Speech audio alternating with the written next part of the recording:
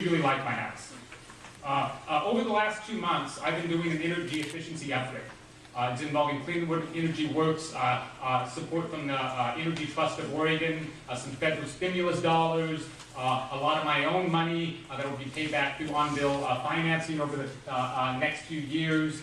All told, it's close to $20,000 of work that's going to make my house really, really comfortable and really, really nice and really, really energy efficient. And it's a variety of programs that have helped feed in together to do that. As part of that, I got a new thermostat. It's a good thermostat. I can do all kinds of fancy things with it. A year and a half ago, I got a smart meter on the side of my house. My house is really, really efficient now. It's dumb. And every device in it is dumb. My thermostat is dumb. My thermostat cannot talk to my smart meter.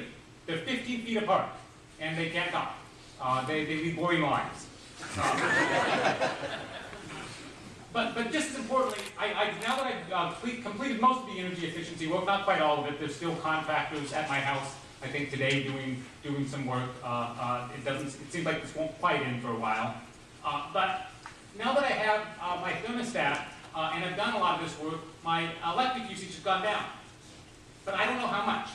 I've got a smart meter on the side of my house that's reading my energy every 15 minutes or so, reporting that, but they're not reporting it to me, and I don't have any way to find out. I've got to wait until next month's PGE bill to know what my energy efficient investment has done to my bill, and I'm curious. I'd like to know now.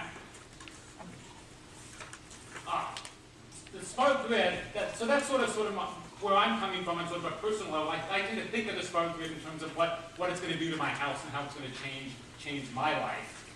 But I really think that what the smart grid can do is the smart grid can change the world. Right now, when you think of a utility has a handful of big, large generating stations, maybe some hydro facilities, and they've got to control those to deal with load. When I turn on when I run hot water and my hot water heater turns on, they've got those a handful of big generating assets to adjust. The idea of the smart grid is they ought to be able to also dispatch and hundreds of thousands of water heaters, dozens and dozens of commercial freezers. There's a whole series of things out there on the customer side, on the load side, that ought to be dispatchable, and there's really hundreds and hundreds of thousands of tools out there that ought to be at the disposal of the system to help balance things rather than a handful of big, powerful generating stations. If we can do that, we're going to increase the efficiency of our electric system, and we can reduce costs in carbon emissions. And I put May up here on those last two because we got to do it right to do those things. I wanted to read this quote. I don't read quotes very often, but to me this is an important one for where we are right now. As an organizer, I start where the world is, as it is, not as I would like it to be. That we accept the world as it is does not in any sense weaken our desire to change it into what we believe it should be. It is necessary to begin where the world is if we are going to change it to what we think it should be. When I first got out of college, I worked as an organizer. And this is a fundamental principle of organizing. And to me, it's also a fundamental principle of public policy and changing things. You can't change the world if you don't know where you're starting from. And so, what is the world as we know it for the electric industry here in the Northwest? We largely have integrated utilities. They have generation, transmission, and distribution. We have economic regulation by PUCs for investor-owned utilities, and publicly owned utilities are governed by elected boards. Just and reasonable rates are the goal of the regulatory system. We have a system called rate base that provides access to capital for utilities to invest in prudent costs. We have integrated resource planning, which provides a way to compare investments, including supply and demand side, comparing to each other. We have world-class energy efficiency programs. And we have electricity itself, which is a vital, vital public service that people need, people can't live without. This is a vertically integrated utility, and I think it's important as we talk about this to recognize that Oregon actually has a modified integrated utility, vertically integrated utility. We passed restructuring back in the late 90s. electric restructuring, and that did some things. But the basic idea of a vertically integrated utility is about generation, transmission, and distribution, and the utility is involved in all of those things. And then you've got the homeowner here.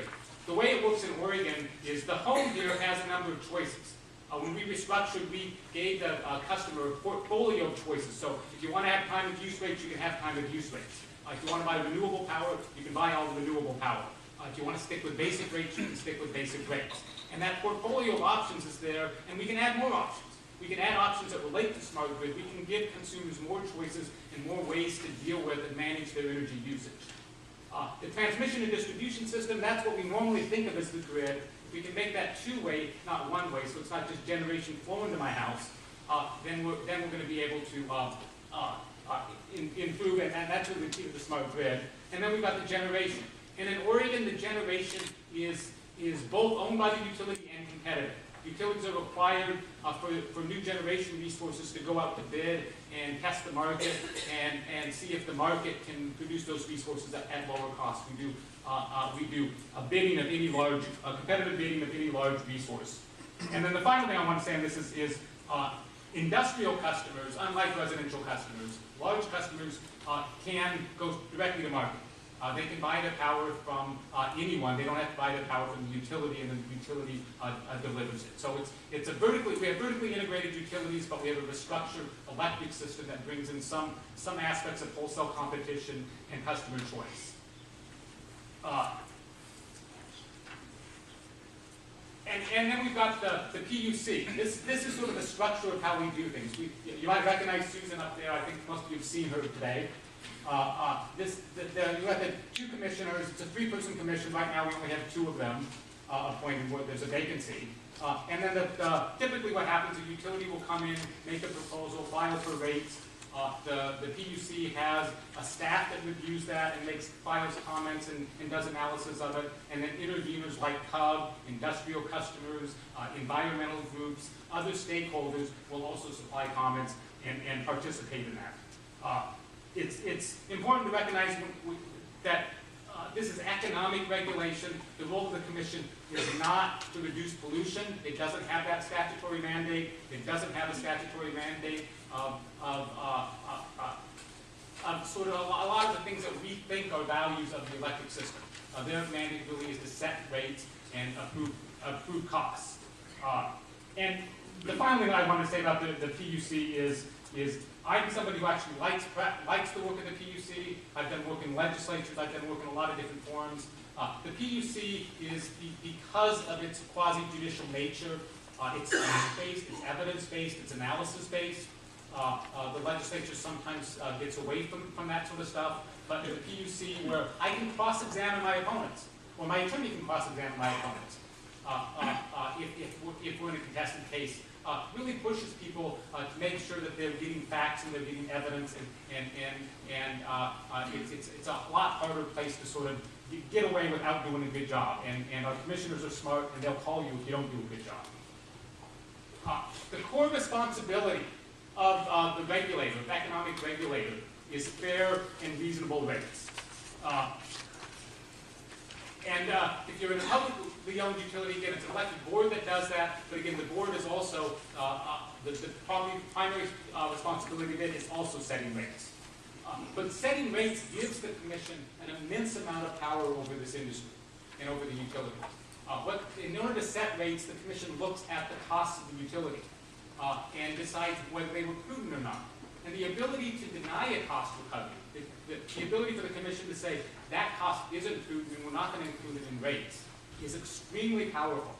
And you can think of it as, Commissioner Ackerman showed where the Commission had approved huge amounts of investment. PG smart meters was a $130 million investment, and there they used their approval process to put conditions on that, and a set of conditions to say, we'll give you this investment, but you've got to do these things with it. Very strategic things designed to try to maximize the value of it. So the approval process allows us to put conditions on things. The other thing that's important to recognize is Commission has the power to approve what you want in terms of things like smart meters. The Commission also has the power to deny recovery of things you don't like.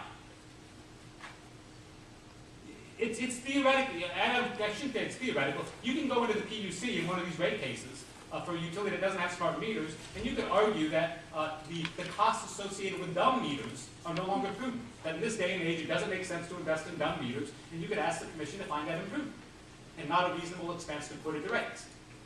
That's the power the commission has. It can approve things, and it can disallow costs. Again, the primary responsibility, and when we're looking at costs, is to build rates. And rates are supposed to be fair and reasonable. What does that mean? It means they're based on the utility's cost of service. And that's, for public power and within the Northwest, there's a legacy to the hydropower and the federal dams. That cost of service is a critically important principle. There's been a fight that goes on, it flares up every few years. Should federal hydropower be sold at cost or should it be sold at market? And this region has a lot of sort of economic dependency on that. And so the issue of power at cost rather than market is a real touchy subject in the Northwest, I guess is the easy way to say it. Utility costs must be prudent. Again, this is the power of the commission to say that's not prudent, that's a bad investment. And the commission's done that. And the commission has denied a cost recovery of things. When they deny cost recovery of things, shareholders in the utility has to eat it. That's a difficult thing. It's a costly thing for them. Utilities don't particularly like that. And so it really gives the commission the ability to put conditions, gives us all the ability to really focus and I think hold the utilities accountable for what they're doing.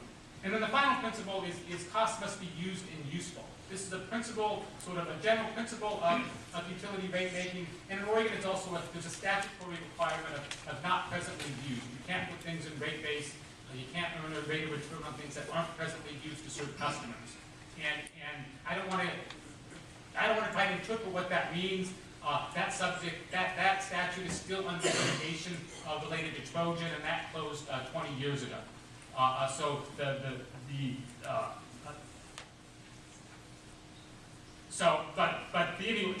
the point is there is a legal requirement related to the used and usefulness in Oregon, and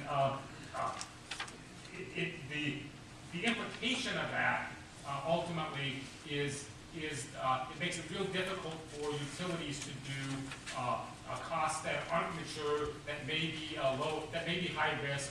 If you make investment in a cost and that cost that doesn't work, it's not used and useful, it affects your ability to cost recovery. Again, Trojan's a classic example. Trojan's no longer used and useful, and there's still litigation over the costs associated with that, and that litigation may never. I've been here 20 years. If I'm here another 20 years, which I'm not sure about, that litigation may still be going on.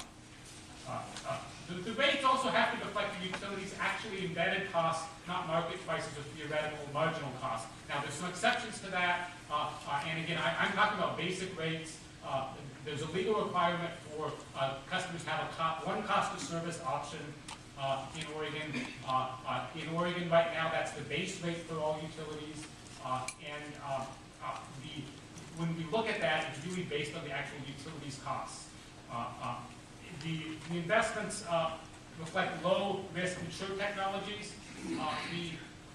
During the 1990s, I remember getting quite frustrated for a lot of years because we kept spending a lot of time in IRPs talking about and looking at wind power. And wind power looked like it penciled out. It looked like it was a good investment. But we couldn't get over the hump and actually get utilities investing in it. Some of it was a fear of stranded costs from deregulation, but some of it wasn't a very mature technology at the time. Today, we have billions of dollars of wind investment going on in the region. Rates. In Oregon, we have declining block rates for at least all the investment utilities. And that's where the exception to the rates have to be impossible. The ultimate, the tail block rate is set to be close to marginal cost. And then, so the more power you use, the greater your rate is. Now, it's important to note that I've asked customers, and I thought about today with you folks, asking folks how many people know if their thousandth and 1 kilowatt hour in a month is priced differently than their first. But I decided not to do that. I don't want to embarrass people. But I've done that in other settings. And people don't know that. We have inclining block rates, but people don't know that they have. So when you think about what we're trying to send a price signal with rates, it's kind of hard to send a price signal when customers don't know it.